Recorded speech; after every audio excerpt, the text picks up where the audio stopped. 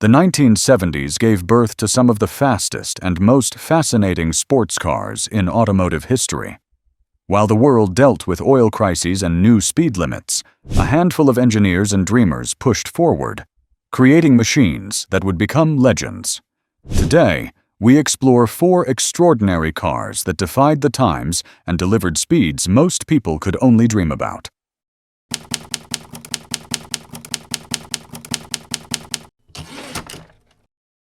In the late 1960s, an unlikely partnership changed the supercar world forever.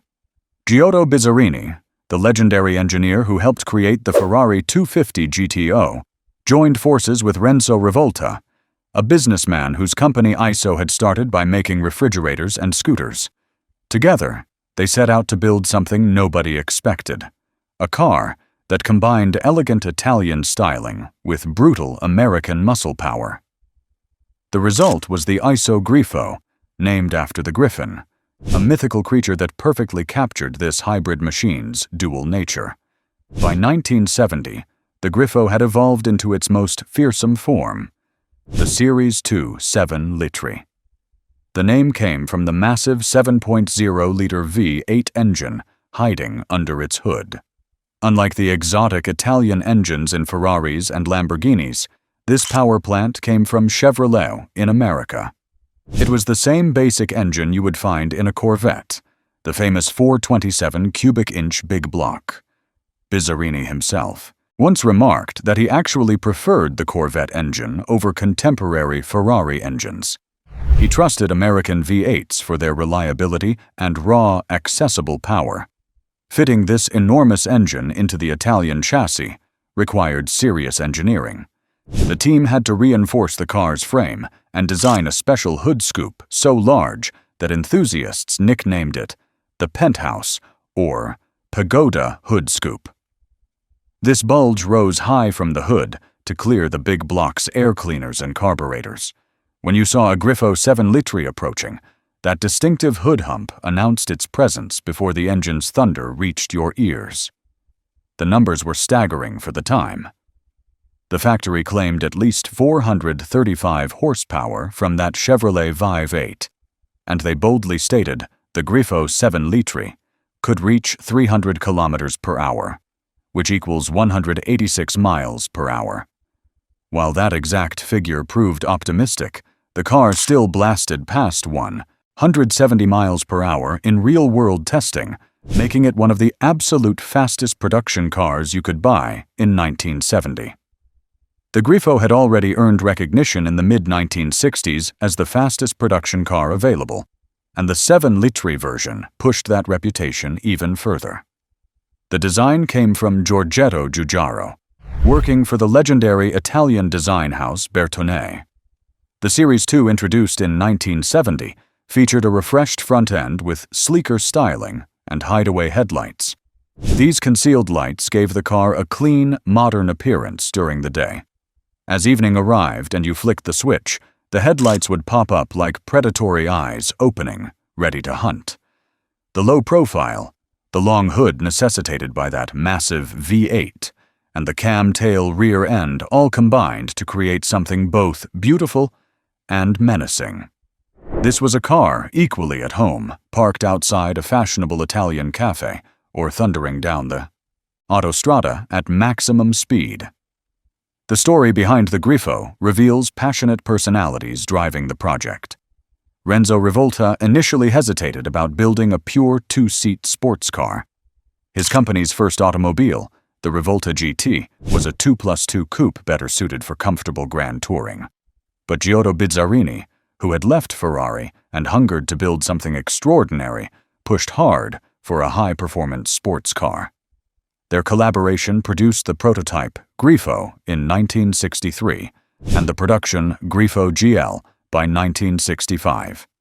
Tragedy struck in 1966 when Renzo Rivolta passed away unexpectedly. His son Piero Rivolta, only 25 years old, suddenly found himself running the company.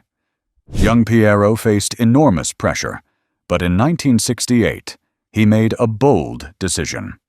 He approved installing the 7-liter engine to create the ultimate Grifo, You can imagine the scene at the factory, the young owner standing beside engineers as they work to shoehorn the massive American V8 into the Italian chassis, determined to make his father's company a true contender in the supercar realm.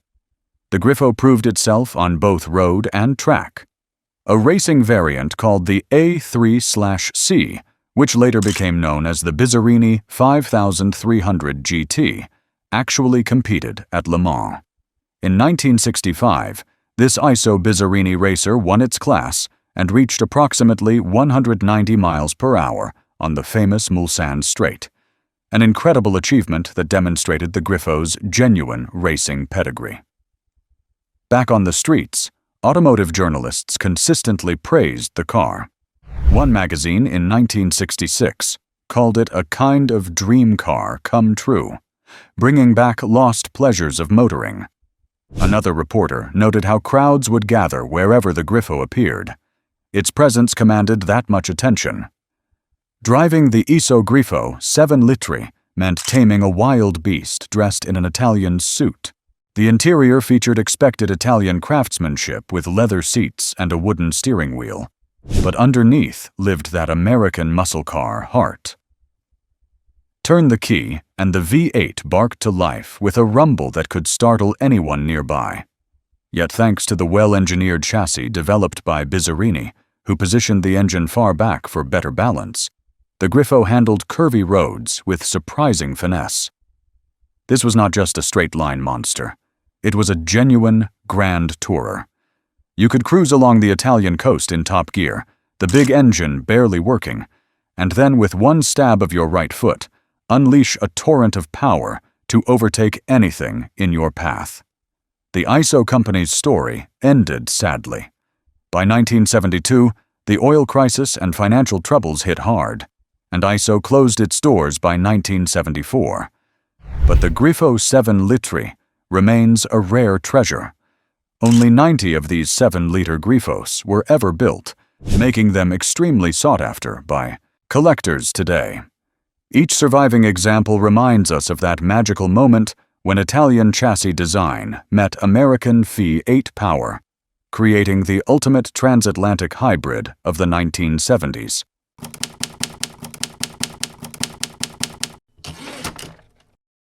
In 1976, under the bright lights of the Paris Motor Show, Ferrari unveiled a car that marked a revolutionary new direction for the legendary Italian brand.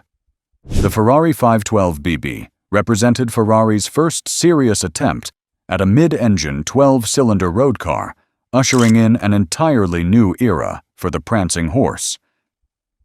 The name told the story.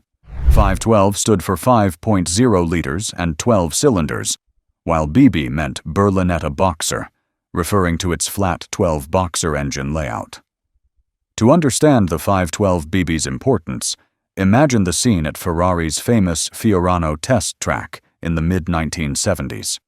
Enzo Ferrari, the legendary founder, had long preferred front-engine grand tourers. He believed in tradition and was initially skeptical that customers could handle a powerful mid-engine car. But even the stubborn old master realized the future pointed toward mid-engine design. As the 512 BB prototype streaked past in testing, its 5-liter flat 12 engine produced a distinctive mechanical howl unlike any Ferrari before it. This was a huge change, putting a 12-cylinder engine behind the driver's seat for the first time in a Ferrari road car. Technically speaking, the engine was not a true boxer design, but rather a 180-degree V12 with pistons opposing each other horizontally. However, the Berlinetta Boxer nickname sounded exciting and emphasized how revolutionary this car was, so the name stuck. The low wedge-shaped body came from Pininfarina, with only subtle differences from its predecessor, the 365 GT4 BB. The 512 BB featured a chin spoiler up front, new twin tail lights at the rear instead of triple units, and nacked dusts on the sides to feed air to the hungry engine. It looked like a predator crouched low on the pavement, ready to pounce at any moment. The heart of the 512 BB was its 4.9-liter flat 12 engine producing between 340 and 360 horsepower, depending on which source you consulted. That might sound modest compared to modern supercars, but in the late 1970s, it was formidable power. The car could accelerate from 0 to 60 miles per hour in just over 5 seconds, and Ferrari claimed a top speed exceeding 300 kilometers per hour, which equals 188 miles per hour. This was truly elite performance for the era. In fact, the 512BB earned a spot in the Guinness Book of World Records as the fastest road-tested production car of its time, after one magazine clocked it at approximately 163 miles per hour during testing. Other journalists believed it could go even faster under the right conditions. What made the 512BB genuinely special was not just its raw speed, but how that speed was delivered. 12 cylinders singing in harmony behind your head created a silky yet ferocious surge of power. Slide into the low cockpit, nearly on the ground due to that wedge design, and you would find the classic Ferrari gated shifter and a panoramic view of the road ahead. The view behind you was another matter entirely, the price you pay for mid-engine packaging. Turn the key and the flat 12 fires up with a burst of revs before settling into a mechanical symphony of whirs and rumbles right over your shoulder. The mid-engine layout gave the 512BB excellent balance in corners, though it also meant the cabin got quite warm. 12 cylinders generate serious heat. Ferrari engineers responded with a dry sump oil system to keep the engine properly lubricated during hard cornering, and they widened the rear tires to improve grip on the asphalt. As you accelerate, the nose stays surprisingly flat with none of the front-end lifting that plagued earlier models at high speed, thanks to that new chin spoiler keeping the front planted. The steering is manual without power assist, giving you pure unfiltered feedback from the road. Every curve becomes an invitation. With the engine roaring behind you, the 512BB sweeps through bends with genuine race car pedigree. Ferrari would later allow modified versions of the 512BB to race at Le Mans in the early 1980s as the 512BB LM. These racing variants proved the car's endurance and speed by finishing as high as 5th overall, demonstrating that the platform had serious competition capability. The history behind the 512BB reveals how competition drove Ferrari forward. The company introduced its first mid-engine road model, the Dino, in the late 1960s, but Enzo Ferrari initially felt a powerful mid-engine car might overwhelm his customers. However, rival Lamborghini's massive success with the mid-engine Miura forced Ferrari to respond. The result was the 365 GT4BB in 1973, followed by the improved 512BB in 1976. The 512 name itself broke from Ferrari tradition. Instead of naming it after the displacement of one cylinder, like the earlier 365, meaning 365 cubic centimeters per cylinder, Ferrari named it for total engine displacement of 5 liters and cylinder count of 12. About 929 examples of the 512BB were built from 1976 to 1981, making it an exclusive machine. Owners ranged from wealthy business people to celebrities, anyone who wanted the latest and greatest Ferrari. Luigi Chinetti, Ferrari's North American importer and a former race driver himself, pushed Ferrari to let the 512BB compete on track, which led to those Le Mans entries. Interestingly, no 512BB was ever officially sold new in the United States because they did not meet emissions regulations at the time, though some found their way to American enthusiasts through the gray market. Picture a famous moment with the Ferrari 512BB. The year is 1978, and on a test track, a bright red BB is being pushed to its absolute limits by a Car and Driver magazine journalist. The flat 12 is screaming at over 6,000 revolutions per minute, the car appearing as a red blur streaking down the straight. The tester hits 163 miles per hour before running out of room. making the 512BB the fastest car they have ever tested. It became front-page news in the automotive world. Ferrari's mid-engine marvel was officially a speed king. Despite its supercar performance, the Ferrari 512BB was also surprisingly civilized when needed. Ferrari tuned the larger 5.0-liter engine for more torque and smoother drivability compared to the earlier version. Around town, the clutch was heavy, but manageable, and the ride was firm, yet not punishing. This was a car you could take to dinner in Monte Carlo and then race up a mountain pass on the way home. The interior featured fine Italian leather and had an air of luxury, though it remained focused on the driver. The large central tachometer reminded you that this machine's heart beat strongest at high RPM. The Ferrari 512BB left a lasting legacy. It set the template for all of Ferrari's future flagship models, from the Testarossa of the 1980s to the supercars of later decades. All would be mid-engined. The 512BB itself evolved into the fuel-injected 512BBi in 1981, before eventually being replaced by the dramatically styled Testarossa in 1984. Yet the Berlinetta Boxer holds a special place in Ferrari history, as the car that changed everything, proving that a mid-engine 12-cylinder road car was not only feasible, but an absolute thrill to drive and own.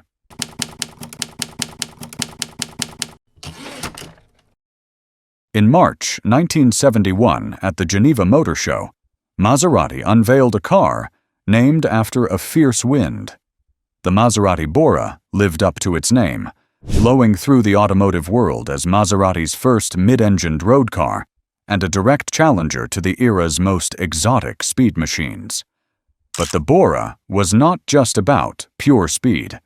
It represented a unique blend of performance and comfort, a supercar that wouldn't break your back, even as it thrilled you to your core. The Bora's story begins with Maserati under new ownership. In 1968, the French carmaker Citroën bought a controlling interest in Maserati.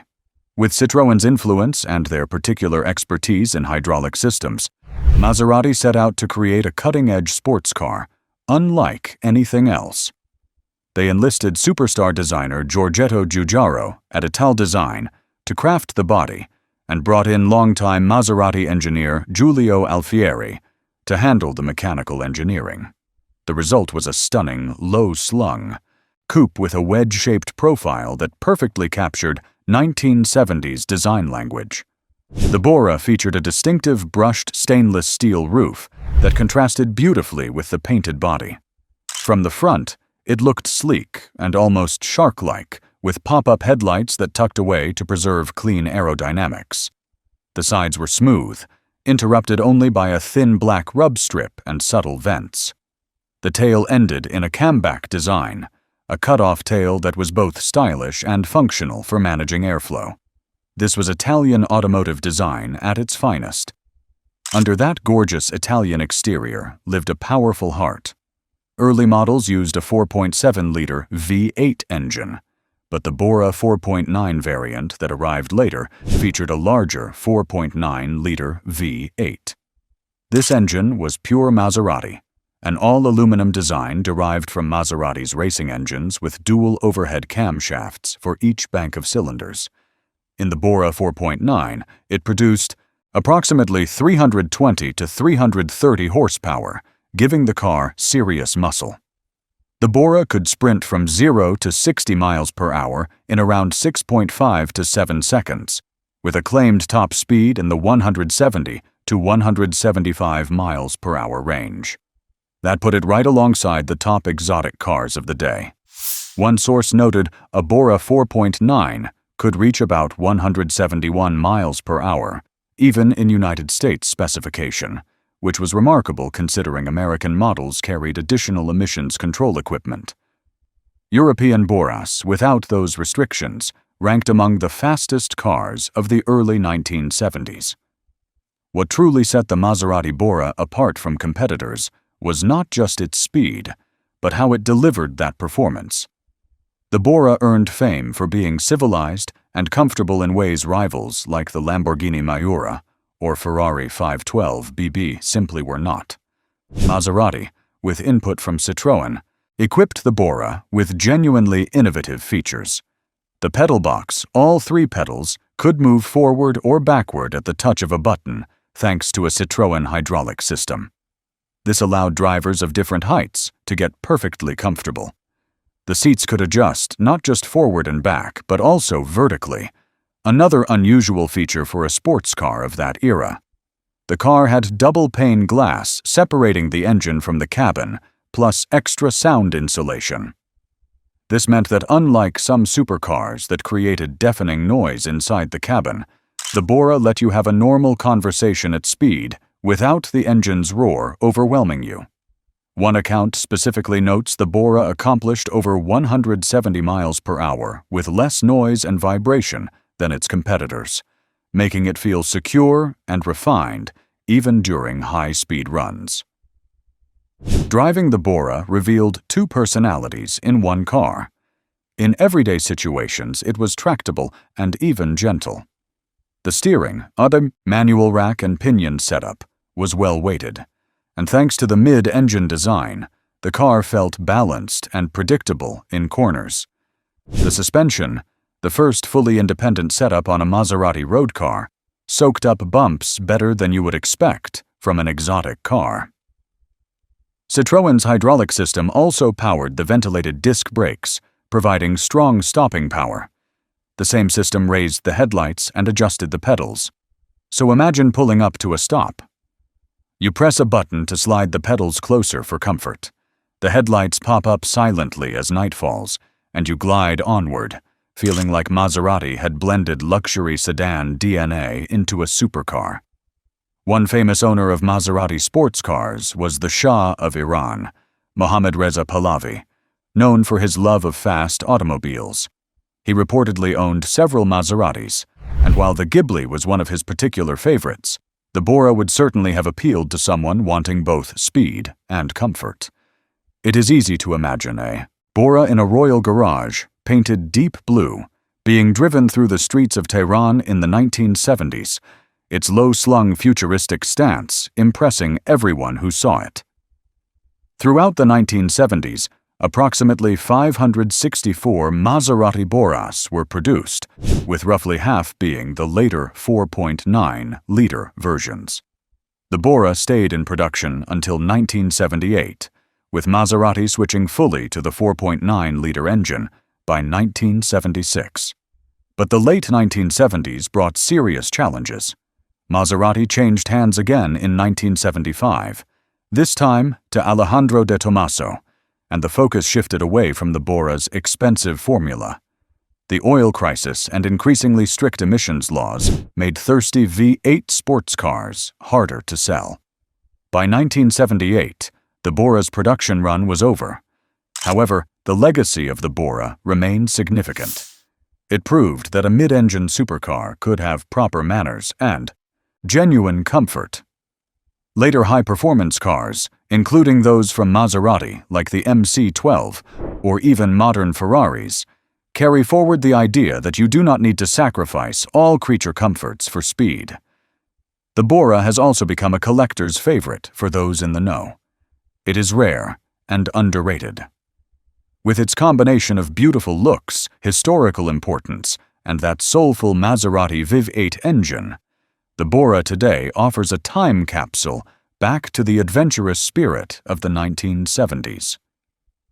That balance makes the Maserati Bora 4.9 a true legend of its era, a wind that blew strongly, if too briefly, in the golden age of supercars.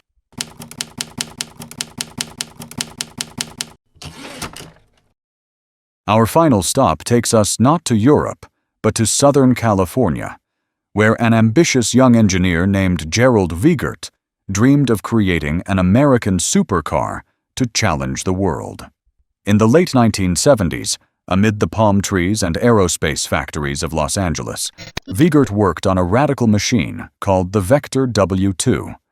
The W stood for Wiegert, and the two represented the car's two turbochargers.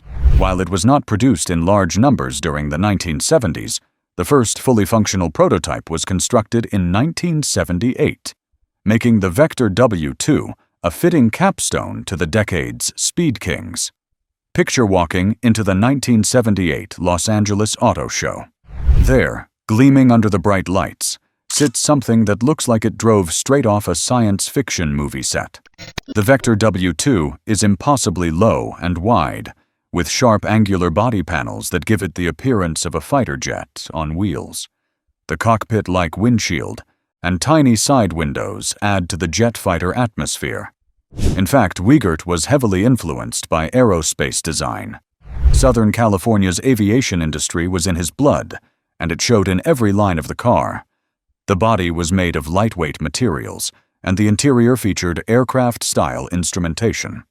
When the doors swung upward in gullwing or scissor style, it seemed as if the car was part spaceship. It drew massive crowds, and for good reason. Nobody had ever seen an American car quite like this. The Vector W2's specification sheet read like pure fantasy for 1978. It packed a twin-turbocharged 5.7-liter aluminum V8 engine, sourced from Chevrolet, the trusty small block that Wiegert and his team had heavily modified. The result delivered over 600 horsepower and 600 pound-feet of torque, a jaw-dropping figure at a time when even the mightiest Ferraris and Lamborghinis offered maybe half that amount. Wiegert claimed, "The Vector W2 could achieve a top speed of 242 miles per hour, which equals 389 kilometers per hour." This number sounded almost absurd in the late 1970s. To put it in perspective, the famed Ferrari F40 that arrived a decade later had a claimed top speed of about 201 miles per hour. The Vector's claimed number existed in a different stratosphere entirely. Whether the W2 truly could hit 242 miles per hour was never proven in a verified public test. The car never received an official run at that speed, but just making the claim put the automotive world on notice. This was a time when breaking the 200 miles per hour barrier was considered the holy grail for road cars, and here was a guy from California saying his creation could exceed that by over 40 miles per hour. Despite understandable skepticism, the Vector W2 was not vaporware. It did run, and it ran well. By 1979, a fully drivable prototype was tested and even driven extensively. It reportedly accumulated over 100,000 miles in testing, an almost unheard-of figure for a concept car. This showed Wiegert's determination to make the Vector a usable, reliable machine, not just a show queen that looked pretty, but could not perform. Magazines got wind of it and gave it significant coverage. Motor Trend published an article and was impressed by the W2's performance in their limited testing. The British television show Top Gear even featured it, though under a peculiar condition. They were not allowed to do a top-speed run. Perhaps Wiegert wanted to keep the mystique alive, or maybe the prototype's gearing or stability was not quite ready for such a test. Regardless, the Vector W2's acceleration was ferocious, 0 to 60 miles per hour in around 4 seconds by some estimates, which made it one of the quickest cars in the world at the time. The design and technology in the W2 were genuinely ahead of their time. It had a sleek fiberglass and Kevlar body, a sturdy aluminum honeycomb chassis inspired by aircraft construction, and an interior filled with digital readouts when most cars still had analog dials. Sitting inside a Vector W2, you would see a futuristic dashboard with glowing gauges and even aircraft-style toggle switches. The steering wheel looked like it could control a spaceship. This was the late 1970s vision of the future. Remember, this is the era of Star Wars and the beginning of the digital age. The Vector captured that zeitgeist perfectly. It was often painted in striking colors. A silver W2 was photographed in front of Vector headquarters in Wilmington, California, and a red W2 was shown with its door and rear hatch open, revealing the intricate mechanicals and the tightly packed twin-turbo engine. Jerry Wiegert, the man behind it all, was something of a folk hero among car dreamers. He was a young engineer in his late 20s when he started the project. He believed the United States could build a supercar to beat Europe at their own game. He founded a company called Vehicle Design Force in 1971 and worked on an earlier concept, but it was the Vector W2 in 1978 that really gained serious traction. To fund the dream, Wiegert constantly sought investors and publicity. The W2 made appearances worldwide. It toured auto shows and was featured in countless magazines through the early 1980s. Imagine the sight of Jerry Wiegert himself in a jumpsuit, standing beside the low-slung Vector, proudly explaining to curious onlookers how his car uses aerospace technology and can outrun practically anything on wheels. Perhaps it was a bit of hyperbole, but it fired up imaginations. One story tells how the Vector W2 graced automotive magazine covers and gained media attention throughout the early 1980s, keeping the dream alive. Wiegert even reportedly offered rides to potential investors and important people, showing off the car's brutal acceleration on the freeways around Los Angeles. Those lucky and brave enough to ride in the W2 recounted the incredible thrust when the turbos kicked in, pinning them to the seats, and the futuristic whine of the turbochargers spooling up. Though the W2 itself never went into series production, it directly led to the Vector W8 in the early 1990s. A handful of W8s were sold to ultra-rich buyers. The Vector brand had a turbulent history after that. But that is another tale. The W2's legacy stands on its own. It proved that with enough vision and determination, even a small team could build a car that made the giants of Europe take notice. Today, the original Vector W2 prototype still exists. It is reportedly kept, though dismantled and awaiting restoration by those who were close to Wiegert. Jerry Wiegert passed away in 2021, but he lived to see his dream become reality and secure a place in automotive history. The Vector W2 remains a testament to American ambition, a car that dared to dream bigger than anyone thought possible during a decade when most people were told to slow down and conserve fuel.